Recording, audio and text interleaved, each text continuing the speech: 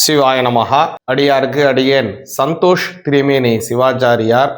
Devotee nation Tamil நேயர்கள் அனைவருக்கும் அன்பான வணக்கம். குரு பகவான் அதிசாரம் அடைகிறார். எப்போ அப்படின்னு பார்த்தீங்க அப்படின்னா 2026 அக்டோபர் மாதம் 20ஆம் தேதி அதிசாரம் அடைகிறார். துலா ராசிக்கு இப்போ உள்ள காலம் இந்த குரு பகவானுடைய அதிசாரம் உங்களுக்கு எப்படி இருக்குங்கிறத பார்ப்போம். துலா ராசியை உங்களுக்கு கவனிச்சிங்க அப்படின்னா குரு பகவான் இப்போ 11ஆம் இடத்திற்கு வருகிறார். 10லே குரு துரியோதனனும் ஆண்டான் அப்படின்னு சொல்லுவாங்க. அதாவது எதற்கு இப்படி சொல்றதுன்னா 10லே குரு இருக்கக்கூடிய காலம் அவ்வளவு சிறப்பான காலம் கிடையாது. அதனால இப்போ குரு பகவான் உங்களுடைய 11ஆம் வீட்டிற்கு வருகிறார். 10ஆம் வீட்டிலேருந்து 11ஆம் வீட்டுக்கு வருகிறார் துலா ராசிக்கு. இது நல்லதானா ரொம்ப ரொம்ப நல்லதுன்னே சொல்லலாம். இங்க கெடுபலன் தந்து கொண்டிருக்கக்கூடிய குரு பகவான் நல்ல பலனுக்கு மாறுகிறார். துலா ராசிக்கு 6லே சனி பகவான் தப்பு இல்லை, நல்ல பலனை தரார். கொஞ்சம் கால் உபாதை, முட்டி காலு அடி வயிறு இதுலெல்லாம் கொஞ்சம் உபாதை கொண்டு கொடுத்துட்டு இருக்கார். அதெல்லாம் கொஞ்சம் மாறப்போகுது. குரு பகவான் இப்போ உங்களுக்கு துலா ராசிக்கு பார்த்தீங்கன்னா 11ஆம் வீட்டில லாபஸ்தானத்துல அருமையான இடத்துல வந்து உட்கார்றார். துலா ராசிக்கு இனிமேல் அவங்கள கையிலேயே பிடிக்க முடியாத சூழ்நிலை உருவாக போகுது. அதிகமான கமிட்மெண்ட், அதிகமான வேலைகள், வேலை பலு அதிகரிக்கிறது, அதுக்கு தக்கன சம்பள உயர்வுகள் ஏற்படுறது, நல்ல சக ஊழியர்களினுடைய ஒத்துழைப்பு பூர்ணமாக கிடைக்கும். பழைய கடன் யார்கிட்ட பணம் கொடுத்துருந்தீங்க வாங்க முடியல, எதிலோ இன்வெஸ்ட்மெண்ட் பண்ணிருக்கீங்க, அதனால லாபமே இல்லை, கொடுத்ததே மறந்துட்டேன், எப்படிலாம் இருந்தா கூட அந்த பணம் உங்களை தேடி வந்து சேருங்க. துளாராசிக்காரன் கொடுத்த கடன் வசூல் ஆகும். தேவையற்ற அவப்பெயர்கள் மாறும். மனசு திருப்தியான சந்தோஷமான வாழ்க்கையை நீங்கள் அனுபவிக்க போறீங்க. குடும்பத்திலே இருக்கக்கூடிய மற்றவர்களுடைய பரிபூர்ணமான ஆதரவும் உங்களுக்கு கிடைக்கும். அதி அற்புதமான பல நல்ல விஷயங்கள் ஏற்படும். குழந்தை இல்லாதவர்களுக்கு குழந்தை பாக்கியம் கிடைக்கும்.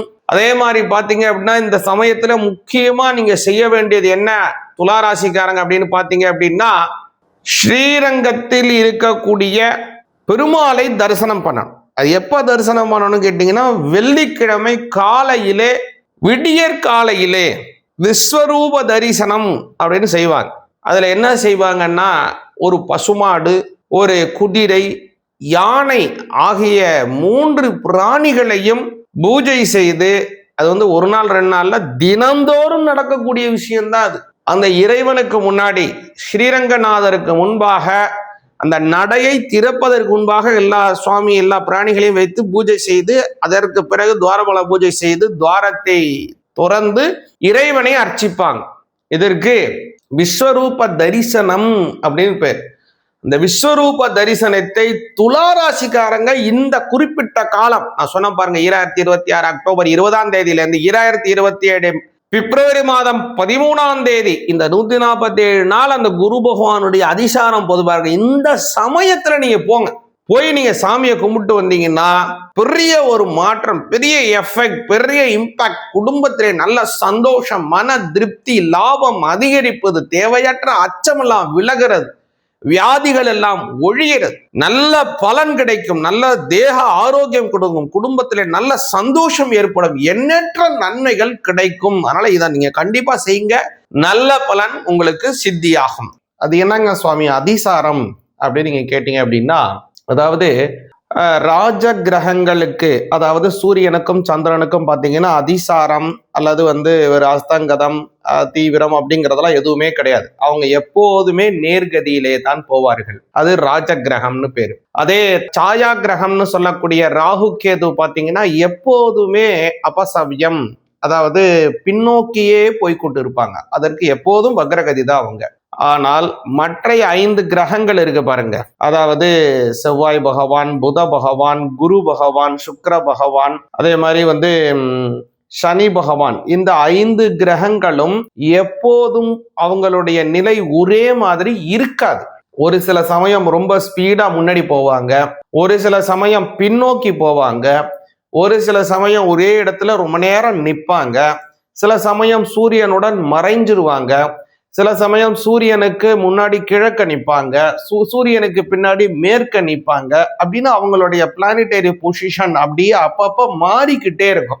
அதற்கு என்ன பெயர் அப்படின்னா அதற்கு தாரா கிரகங்கள் அப்படின்னு பேர். அதனாலதான் அதுக்கு வந்து ஒவ்வொன்றும் அதிசாரம், சாரம், மந்த சரம், அதிவக்கரம், வக்கரம், மந்தம் அப்படின்னு நிறைய, அஸ்தங்கதம் அப்படின்னு நிறைய அவங்களுடைய பிளானட்டரி பொசிஷன்ல அப்பப்ப மாற்றாங்க இல்லைங்களா.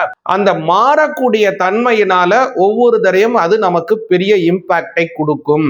அதுல முக்கியமானது குரு பகவானினுடைய அந்த அதிசாரம். இப்ப குரு பகவான் இருக்கிறது கடகராசியில இருக்காரு. ஆனால் இப்போ தற்காலிகமாக என்ன செய்வார்னா 2026 அக்டோபர் மாதம் 20ஆம் தேதியிலிருந்து 2027 பிப்ரவரி மாதம் 13ஆம் தேதி வரை அவர் வந்து கடகராசியிலிருந்து சிம்ம ராசிக்கு பெயர்ச்சி ஆயிடுவார். அப்ப இது குரு பெயர்ச்சி தானே அப்படின்னு நீங்க நினைக்கலாம். ஆனா கிடையாது.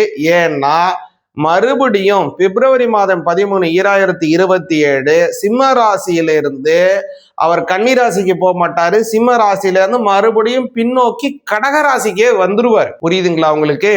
அப்போ இப்ப அவர் பயிற்சி ஆகல, இதற்கு அதிசார பயிற்சி என்றுதான் பெயர். அப்போ இந்த அதிசாரம் பண்ணுவதனால அதனுடைய பலன்கள் மாறுமா அப்படின்னா கண்டிப்பாக மாறும்.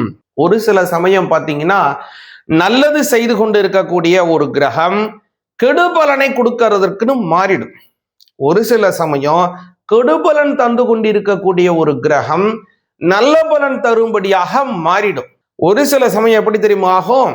நல்லது பண்ணிட்டு இருக்கோம், ரொம்ப ரொம்ப நல்லது அள்ளி கொடுக்க ஆரம்பிச்சிடும். இப்படியும் ஆகலாம். இன்னொரு விதம் எப்படி தெரியுமா? கெடுபலன் செய்து கொண்டு இருக்கக்கூடிய ஒரு கிரகம் அதிகமா கெடுபலனை செய்ய ஆரம்பிச்சிடும். ஆகையினால அதனுடைய பலன்கள் எப்படி வேணுமோ மாறலாம். ஏன் அப்படின்னா அதனுடைய பிளானிட்டரி பொசிஷன், ஒரு பாவம் மாறுது. அதுபோல அவங்களுடைய கிரகத்தினுடைய பார்வைகள் மாறுது. அந்த கிரகத்தினுடைய ஸ்வபாவ, அதாவது மித்ர, ஆட்சி, ஸ்வபாவ அதெல்லாம் இருக்கு இல்லையா, சத்ருஸ்தானமா மித்ரஸ்தானமா அப்படிங்கிற விஷயங்கள் மாறுது. அது மாதிரி அவங்களுடைய தன்மைகள் மாறுவதனால பலன்களிலும், குறிப்பாக கோச்சார பலன்களிலும் நிறைய விதமான பலன்களை மாற்றி தருவார்கள். சரி, இப்ப குரு பகவானுக்கு வந்துருவோம். இப்ப குரு பகவான் எதுல இருந்து எது வரைக்கும் ஆகிறார்ங்கிறத சொல்றேன் மறுபடியும். அதாவது அக்டோபர் மாதம் 20ஆம் தேதி 2026 இருந்து பிப்ரவரி மாதம் 13ஆம் தேதி 2027 வரை அவர் வந்து அதிசாரமாக ஒரு கட்டம் முன்னாடி போய் இருக்க போறாரு. சரிங்களா? இப்போ இந்த குரு பகவானுடைய தன்மை மாறக்கூடியதுனால அவருடைய பார்வைகள் மாறும். அவருடைய 5ஆம் பார்வை, அதே மாதிரி 9ஆம் பார்வைன்னு சொல்லக்கூடிய விசேஷ பார்வைகள் மாறும். நேர்குண்ட பார்வையான சம சப்தம 7ஆம் பார்வையும் மாறுது. அப்போ அவருடைய தன்மை இப்போ வந்து கடகத்துல அவர் வந்து ஆட்சி, அதாவது உச்ச பலமா இருக்கார். ஆனா அந்த உச்ச பலத்தை விட்டுட்டு இப்போ வந்து நட்பு ஸ்தானத்திற்கு மாறுகிறார். அப்போ அதனுடையனாலே அவருடைய தன்மைகள் மாறும். இப்போ குறிப்பாக இவர் மாறுறதுனால உங்க ராசிக்கு அவருடைய பலன் எப்படி மாறுது, உங்களுடைய ராசிக்கு அவருடைய பலன்கள் எப்படி கூட தரார், எப்படி குறைச்சி தரார், எதுலெல்லாம் நீங்க கவனமாக இருக்கணும், என்னபடியான பார்வைகள் மாறுது அப்படிங்கிறதையெல்லாம் கொஞ்சம் தெளிவாக இந்த வீடியோல பார்ப்போம். சிவாய நமக.